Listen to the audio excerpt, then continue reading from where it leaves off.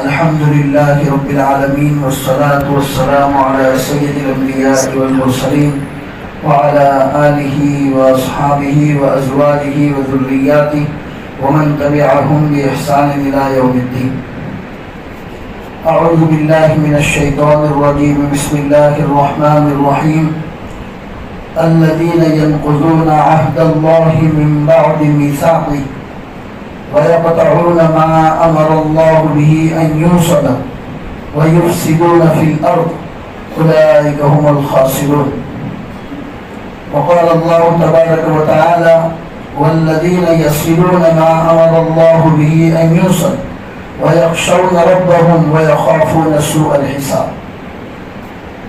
صدق الله العظيم وصدق رسوله النبي الكريم ونحن على ذلك لمن الشاهدين والشاكرين والحمد لله رب العالمين. میرے محترم دینی بھائیو،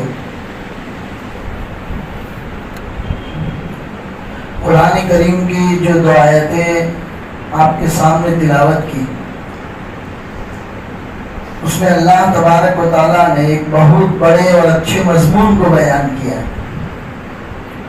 ہم نے پچھلے جمعہ کو بھی سنا تھا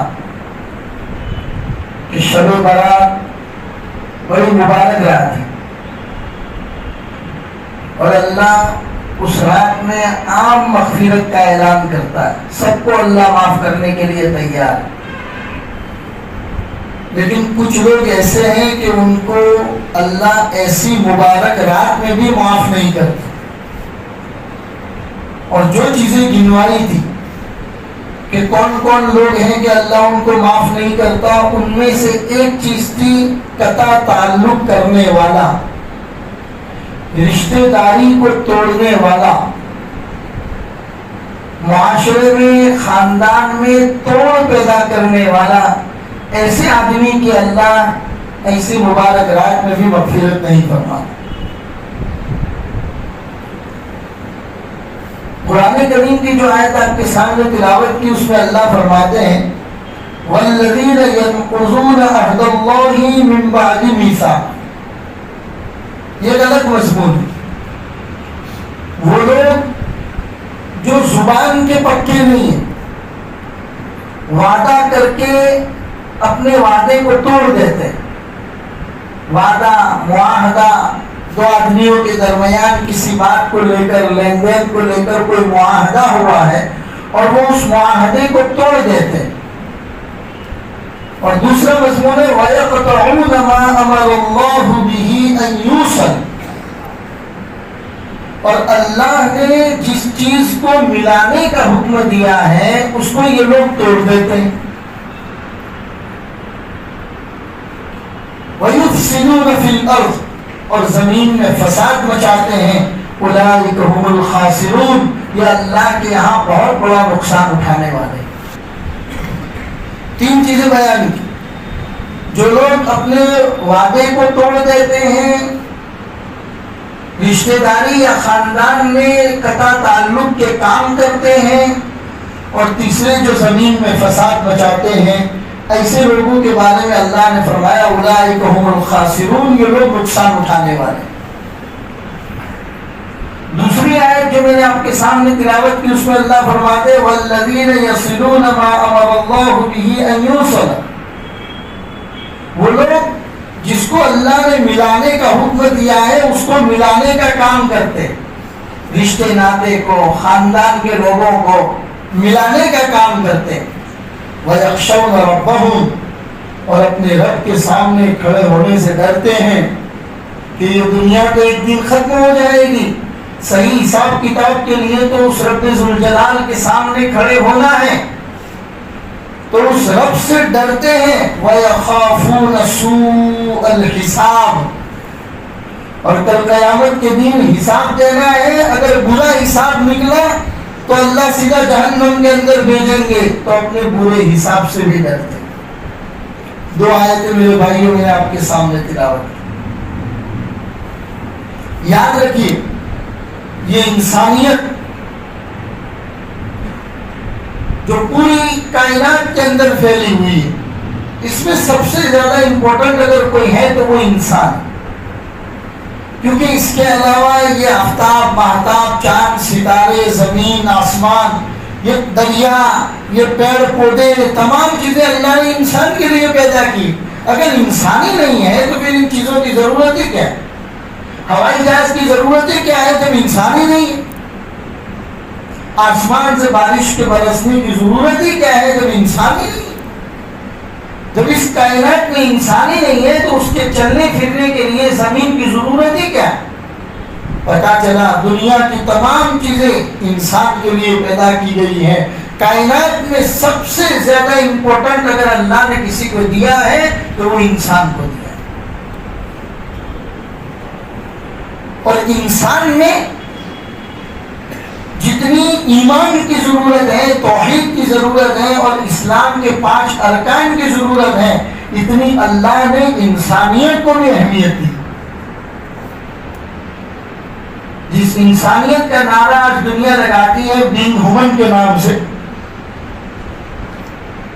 اس کا نعرہ محمد رسول اللہ صلی اللہ علیہ وسلم نے 1450 سال پہلے لگایا تھا، اور صرف لگایا نہیں تھا بلکہ پریکٹیکلی معاشرے میں کر کے بتایا۔ خالی ٹی شرٹ پر بینگ ہیومن لکھ دینے سے یا بینگ ہیومن اپنی بائک یا گاڑی پہ لکھا دینے سے انسانیت زندہ نہیں ہو جاتی۔ بینگ ہیومن جس کو کہا جاتا ہے وہ معاشرے میں زندہ کرنا پڑتا ہے، جو محمد رسول اللہ اور آپ کے صحابہ نے پریکٹیکلی عملی میدان میں مدینہ المنورہ کی زندگی میں، اور بعد میں جب مکہ فتح ہوا تو اللہ کے رسول نے پریکٹیکلی کر کے بتایا۔ کس کو کہتے ہیں انسانیت؟ آئیے محمد رسول اللہ کے سبق کے اندر ہم آپ کو بتاتے ہیں۔ چنانچہ انسانیت کو باقی رکھنے کے لیے اس کی ابتدا انسانیت سے ہوتی ہے، اور انسانیت کی ابتدا آپ کے اپنے گھر سے ہوتی ہے۔ آپ کے گھر میں آپ کے بیوی بچے ہیں، اوپر میں آپ کے ماں باپ ہیں، نیچے میں آپ کی اولاد ہے۔ یہ آپ کا گھر ہے جو آپ کی چار دیواری کے اندر رہتا ہے۔ آپ کے اوپر اپنے ان گھر والوں کی ذمہ داریاں ہیں۔ بیوی کی ایک الگ ذمہ داری ہے، رسول پاک صلی اللہ علیہ وسلم نے فرمایا وَلِزَوْجِكَ عَلَيْكَ حَقٌّ، تیری بیوی کا تیرے اوپر حق ہے۔ آپ کو اللہ نے اولاد سے نوازا ہے، اولاد کی صحیح تربیت، ان کی ضرورت کا خیال رکھنا یہ آپ کی ذمہ داری ہے۔ رسول پاک صلی اللہ علیہ وسلم نے فرمایا کلکم راع وکلکم مسئول عن رعیتہ، تم میں سے ہر آدمی اپنے گھر والوں پر نگران اور ذمہ دار ہے، کل قیامت کے دن تم سے تمہاری ذمہ داری کے بارے میں پوچھا جائے۔ تو یہ بات ہوئی آپ کے گھر میں، اوپر ماں باپ ہے تو والدین کی بھی بہت بڑی ذمہ داری ہے آپ کے اوپر۔ جگہ جگہ پر قرآن کریم میں اللہ تبارک و تعالیٰ نے والدین کی حیثیت کو سمجھایا۔ باپ کون ہے، ماں کون ہے، دونوں کے درجہ بدرجہ اس کی حیثیت آپ کو سمجھائی، اور سمجھانے کے لیے میرے بھائیوں اتنا ہی کافی ہے۔ قرآن کریم کے 15ویں پارے میں اللہ نے فرما دیا وَلَا تَقُلْ لَهُمَا أُفٍّ وَلَا تَنْهَرْهُمَا وَقُلْ لَهُمَا قَوْلًا كَرِيمًا وَاخْفِضْ لَهُمَا جَنَاحَ الذُّلِّ مِنَ الرَّحْمَةِ وَقُلْ رَبِّ ارْحَمْهُمَا كَمَا رَبَّيَانِي صَغِيرًا۔ کتنا پیارا مضمون سکھایا میرے بھائی۔ کہا کہ ٹیڑے منہ سے بات کرنا تو الگ بات ہے، ماں باپ کے ساتھ بدتمیزی بد اخلاقی کرنا تو الگ بات ہے، اف کہنے کی بھی اجازت نہیں، اپنی آواز کو اتنی اونچی کرنے کی بھی اجازت نہیں ہے آپ کو۔ وَلَا تَقُلْ لَهُمَا اُفٍّ وَلَا تَنْهَرْهُمَا، جھڑکنے کی بھی اجازت نہیں، بلکہ وَقُلْ لَهُمَا قَوْلًا كَرِيمًا، جب بھی بات کرو تو اپنی زبان میں ایسی نرمی ہو کہ تم ایک ماں باپ سے بات کر رہے ہو۔ وَاخْفِضْ لَهُمَا جَنَاحَ الذُّلِّ، ہر وقت تم ان کے سامنے اپنے آپ کو جھکا ہوا پیش کرو اور دعا کیا کرو وَقُلْ رَبِّ ارْحَمْهُمَا كَمَا رَبَّيَانِي صَغِيرًا، اے اللہ میرے ماں باپ پر ایسے رحم و کرم کا معاملہ کرنا جیسا کہ انہوں نے مجھے بچپن میں پالا ہے۔ بچپن میں کیسے پالا ہے، وہ کتنی تکلیفوں سے گزر کر پالا ہوگا کہ اسی کو اگزامپل کے طور پر قرآن میں بیان کیا گیا۔ وہ کبھی اکیلے بیٹھے ہو نا تو سوچنا کہ میں جو اتنا بڑا ہو گیا ہوں، 30 سال کا بڑا مضبوط جوان جو نظر آتا ہوں، اتنا بڑا نوجوان بننے کے لیے میرے ماں باپ نے کون کون سے ایام سے گزرے ہیں تب جا کے مجھے اتنا مضبوط انسان بنایا ہے. کبھی ماں باپ کی ان قربانیوں کو یاد کرنا. تو انسانیت رشتہ داری کی ابتدا سب سے پہلے آپ کے اپنے گھر کی چار دیواری سے ہوتی ہے، جس میں آپ کے ماں باپ ہیں، دوسری طرف آپ کی اولاد ہے اور آپ کی بیوی. اور پھر جب اس چار دیواری سے آپ باہر نکلتے ہیں تب رشتہ داری کا دوسرا اجتماع آتا ہے، جس میں آپ کے ددیالی رشتہ دار بھی ہیں، آپ کے والد کی طرف سے چچا ہیں، پھوپھی ہیں، تایا جان ہیں، بڑے ابا ہیں، وغیرہ وغیرہ. اور کچھ رشتہ داری آپ کی اماں کی طرف سے بھی ہیں، جس میں خالائیں ہیں، ماموں ہیں، نانا نانی وغیرہ کے رشتہ دار ہوتے ہیں. ان تمام رشتہ داری کا خیال رکھنے کی قرآن میں اور حدیث پاک صلی اللہ علیہ وسلم نے تاکید کی ہے. اور جو ان رشتہ داری کا خیال رکھتا ہے اس کے اوپر بڑے بڑے فضائل بھی بیان کیے گئے. چنانچہ روایتوں میں آتا ہے کہ اللہ نے جب کائنات کو بنایا، آسمان زمین سب چیزیں جب اللہ نے بنا دی تو صلہ رحمی کو بھی بنایا. اللہ کی پیدا کی ہوئی تمام چیزیں اللہ کے سامنے ہیں. اچانک صلہ رحمی اللہ کے سامنے کھڑی ہو گئی اور کھڑی ہو کے کہنے لگے یا اللہ آپ نے مجھے پیدا ہی کیوں کی؟ یہ دنیا والے میرا مذاق بنائیں گے، مجھے خاندان میں لوگوں کو جڑنے کے لیے بنایا ہے، لوگ مجھے توڑیں گے، آپ نے مجھے پیدا ہی کیوں کیا؟ تو اللہ نے فرمایا اے صلہ رحمی، کیا تو راضی نہیں ہے اس بات پر کہ جو تجھے جوڑے گا وہ اللہ کو جوڑے گا، جو تجھے توڑے گا وہ اللہ کو توڑے گا. تیرا ڈائریکٹلی تعلق میرے ساتھ.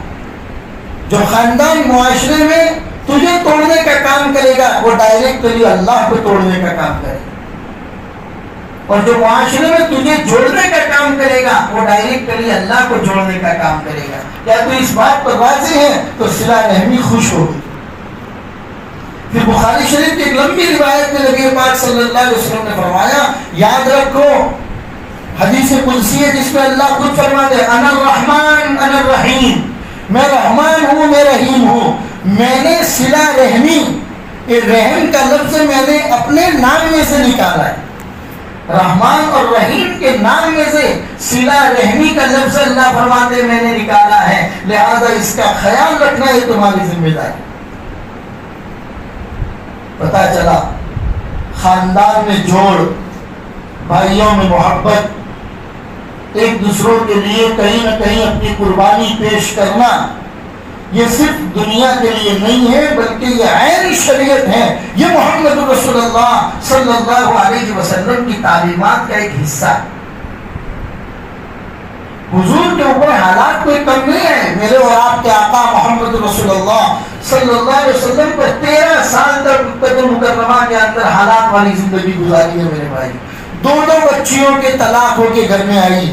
کون باپ ہیں جو اس بات کو برداشت کرے گا جس کی ایک ساتھ 2 بیٹیاں مطلقہ ہو کر اس کے گھر کے اندر آ کر بیٹھے؟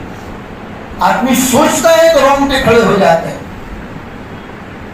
لیکن حضور نے اس معاملے کو بھی فیس کیا، ان حالات کو بھی فیس کیا اور اس کو سر پہ نہیں چڑھا دیا. جب موقع آیا تو وہی لوگ جنہوں نے سر پر کچرا ڈالا، جنہوں نے راستے میں کانٹے بچھائے، پتھر برسائے، لیکن وہ معافی کے لیے آئے، اللہ کے رسول نے معاف کر دیا. بڑا واقعہ میں آپ کو سناتا ہوں.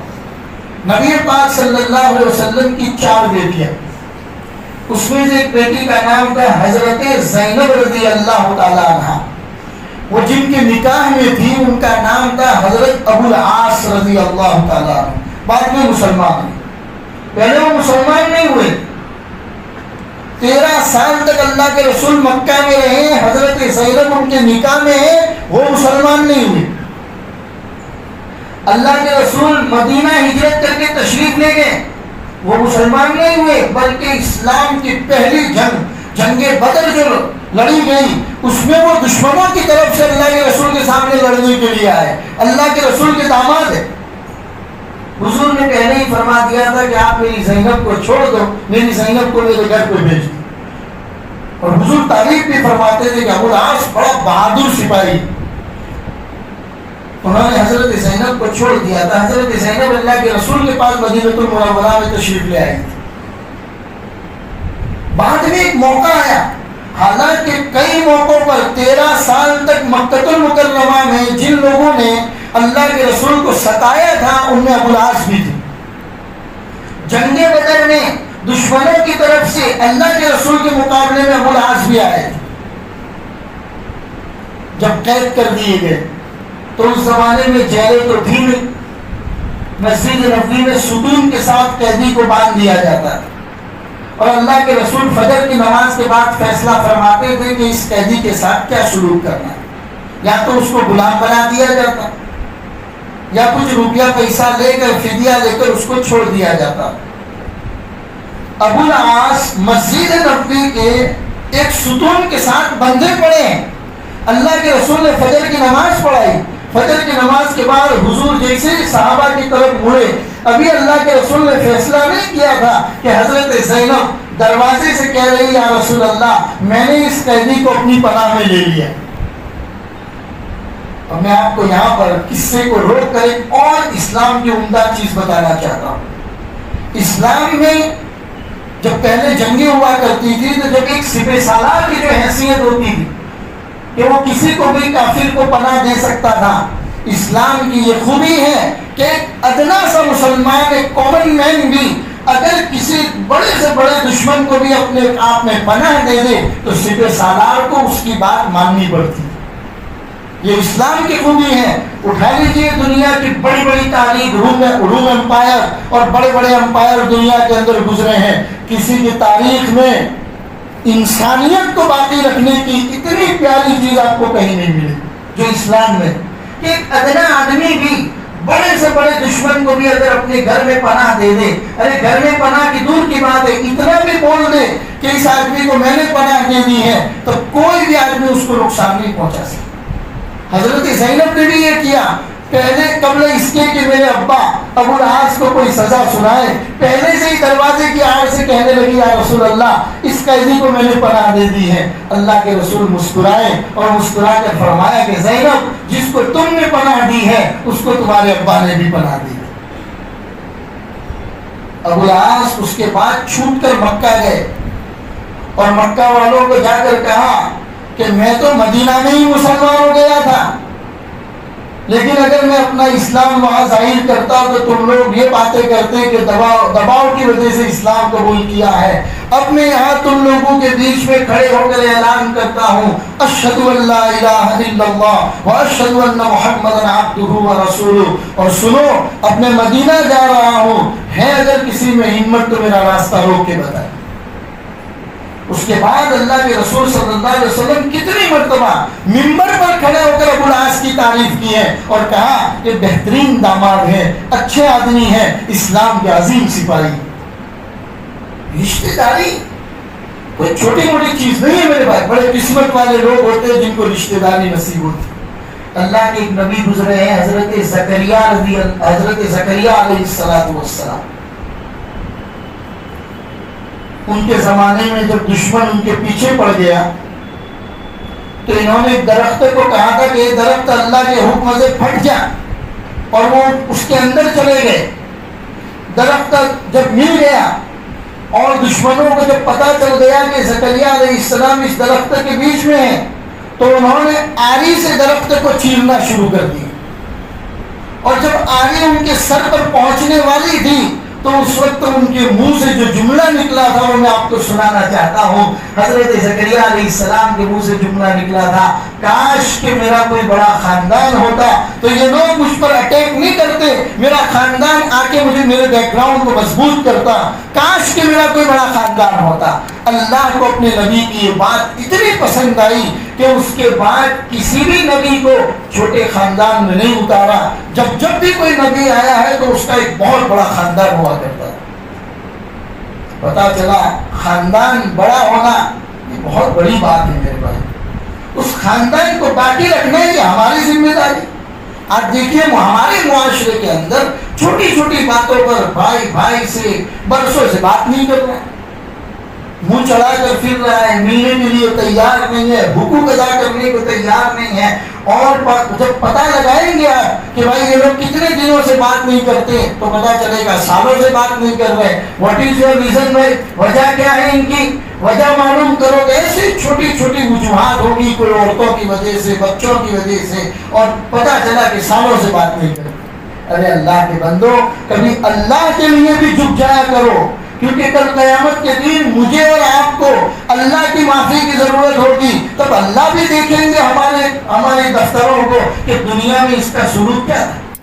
کیا یہ دنیا میں لوگوں کے ساتھ معافی کا، عفو درگزر کا معاملہ کرتا تھا؟ اگر یہ کرتا تھا تو جب یہ بندہ ہو کے لوگوں کو معاف کرتا تھا تو میں تو اللہ ہوں، میں تو حکم الحاکمین ہوں، میں بھی اس کو معاف کرنے کو تیار. لیکن یہ بندہ انسان ہو کے دنیا میں جھکنے کو تیار نہیں تھا، کسی کو معاف کرنے کو تیار نہیں تھا، تو میں اس کو معاف کیوں کروں؟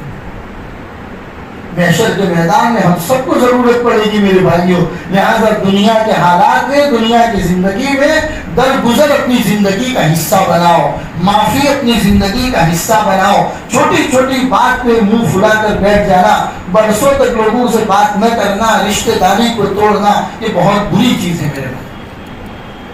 ایک صحابی اللہ کے رسول صلی اللہ علیہ وسلم کے پاس آئے اور آ کر کہنے لگے یا رسول اللہ، آپ فرماتے ہیں صلہ رحمی کرو، صلہ رحمی کرو، صلہ رحمی کرو. میں اپنے رشتہ داروں کے ساتھ صلہ رحمی کرتا ہوں، لیکن میرے رشتہ دار ہیں کہ میرے ساتھ ہمیشہ قطع تعلق کرتے ہیں.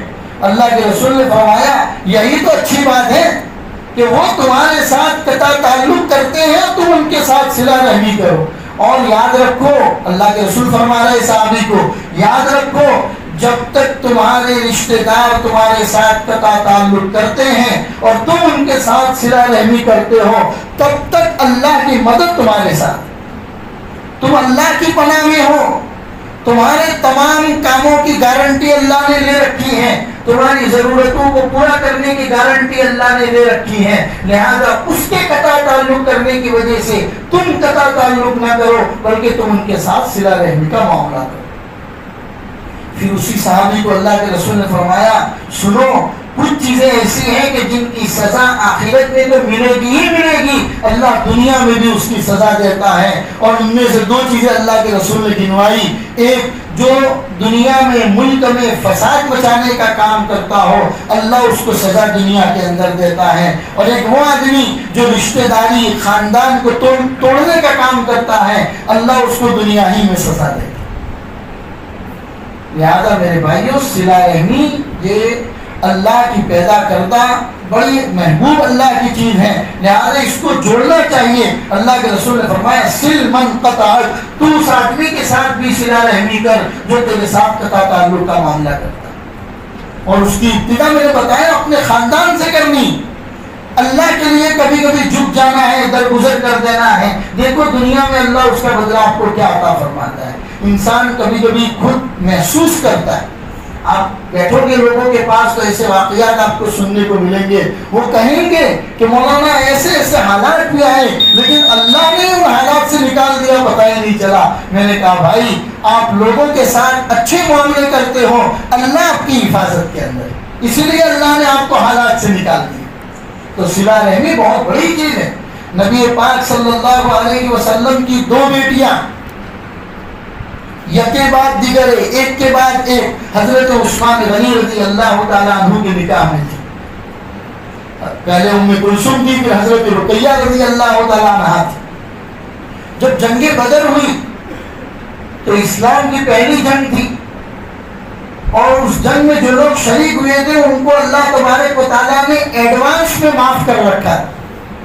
اور بدری صحابی کی بڑی فضیلتیں ہیں، اسی لیے دعائیں جو مانگی جاتی ہیں ان میں اللہ کے رسول کے وسیلے کے ساتھ ساتھ اصحاب بدریین کا وسیلہ بھی مانگا جاتا ہے. بڑے نیک لوگ. حضرت عثمان غنی بھی جنگ بدر میں جانا چاہتے تھے، اللہ کے رسول نے فرمایا کہ حضرت رقیہ بیمار ہیں، تم ان کی خدمت کے لیے گھر پر رک جاؤ. انہوں نے کہا یا رسول اللہ، اسلام کی پہلی جنگ ہے، بڑی فضیلتیں اللہ اور اس کے رسول نے بیان کی ہیں، عثمان اس سے محروم رہے گا. اللہ کے رسول نے فرمایا کہ تم گھر پر رہ کر رقیہ کی خدمت کرو، تمہیں ثواب اتنا ہی ملے گا جتنا ایک جنگ بدر میں شریک ہونے والے صحابی کو ملتا ہے. بعد میں حضرت رقیہ کا بھی جب انتقال ہو گیا تو نبی پاک صلی اللہ علیہ وسلم نے حضرت عثمان کو بلایا اور کہا کہ عثمان میرے پاس اب کوئی بیٹی نہیں ہے، اگر میرے پاس 10 بیٹیاں بھی ہوتی تو یکے بعد دیگر میں تمہاری نکاح میں دیتا، اس لیے کہ تم سے اچھا داماد کوئی نہیں، تم بڑے اچھے داماد۔ اس کا تعلق رشتہ داری کے ساتھ ہے میرے بھائی، لہذا صلہ رحمی، رشتہ داری کو جوڑنا، خاندان کے اندر جوڑ کا کام کرنا، یہ گویا کہ اللہ کے ساتھ اپنے آپ کو ملانے والا کام ہے۔ اور جو خاندان کو توڑنے کا کام کرتا ہے، رشتہ داری کو توڑنے کا کام کرتا ہے، میرے بھائیوں دنیا میں بھی اس کی سزا ملتی ہے، آخرت میں تو ملے گی۔ دنیا میں اس سے بڑی محرومی کیا ہوگی کہ ایسے لوگوں کی مغفرت اللہ تبارک و تعالیٰ شب برات میں بھی نہیں کرتے۔ شب برات میں بھی اللہ فرشتوں کو کہتے ہیں کہ یہ آدمی جب تک اپنے رشتہ داروں کے ساتھ معاملہ صاف نہیں کرتا، ہماری طرف سے اس کے لیے مغفرت کا اعلان نہیں۔ اس سے بڑی محرومی کیا ہوگی؟ لہذا اپنے رشتہ داری کے جوڑنے کا کام کرو۔ بڑے قسمت والے لوگ ہوتے ہیں جن کو بڑے خاندان نصیب ہوتے ہیں۔ بھائیوں میں اتحاد پیدا کرو، بہنوں میں اتحاد پیدا کرو، جس کے جو حقوق ہیں وہ ادا کرو، ضرورت کے موقع پر کام آؤ۔ جب ایک دوسروں کے ساتھ ملو تو خندہ پیشانی سے ملو، اور افشوا السلام بینکم، اللہ کے رسول نے فرمایا افشوا السلام بینکم، سلام کو پھیلاؤ، سلام بھی کرو، خندہ پیشانی کے ساتھ ملو، ان کی ضرورتوں میں کام آؤ۔ اسی لیے جہاں زکوٰۃ کے حکم بیان کیے جاتے ہیں، زکوٰۃ کی ادائیگی کے مسائل بیان کیے جاتے ہیں، وہاں پر یہ بتایا جاتا ہے کہ اگر وہ زکوٰۃ آپ اپنے رشتہ داروں میں دیتے ہیں تو آپ کو 2 ثواب ملتا ہے۔ ایک تو زکوٰۃ ادا کرنے کا ثواب، دوسرا رشتہ داری کا خیال رکھنے کا ثواب۔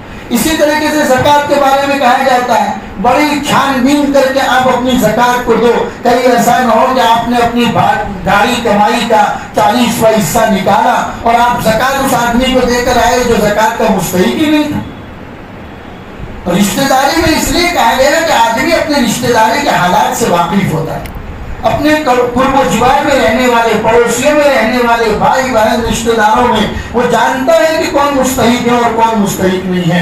لہذا میرے بھائیوں شعبان المعظم کے مہینے میں نے گزشتہ جمعہ کو بھی بتایا تھا کہ اپنے کاروبار کا حساب کرو اور تمام زکوٰۃ کی پوری تیاری کر کے رکھو تاکہ رمضان کے اندر ادا کرو، اور ادائیگی کی ابتدا سب سے پہلے اپنے رشتہ داروں سے کرو، اپنے رشتہ داروں سے، چاہے وہ رشتہ دار آپ سے بات نہیں کرتا، وہ آپ سے قطع تعلق کرتا ہے، اگر آپ یاد کرنے بیٹھیں گے تو ایسی ایسی باتیں یاد آئے گی کہ آپ کبھی جھوٹ نہیں پاؤ گے۔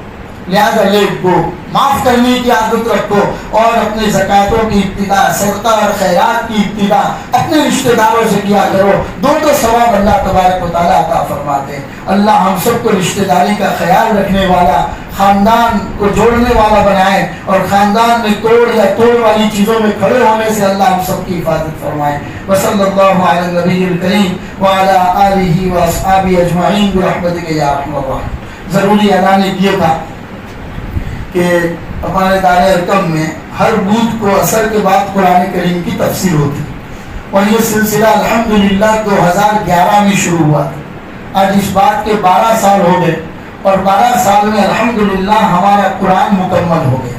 تو اس کا آخری سبق یہ جو بدھ آئے گا تو بدھ کو آخری سبق ہوگا، قرآن کی آخری تفسیر ہوگی۔